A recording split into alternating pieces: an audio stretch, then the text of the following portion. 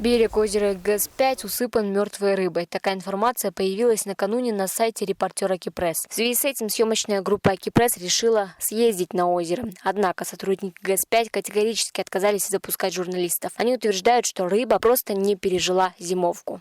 Это, конечно, результат отравления воды.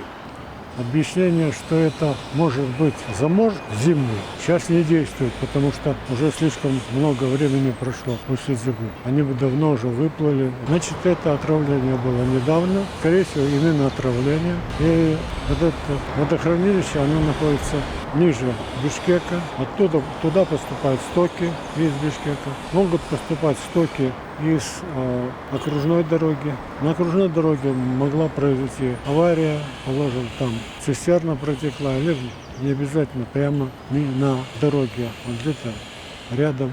Вот если попало достаточное количество нефтепродуктов, это могло послужить причиной.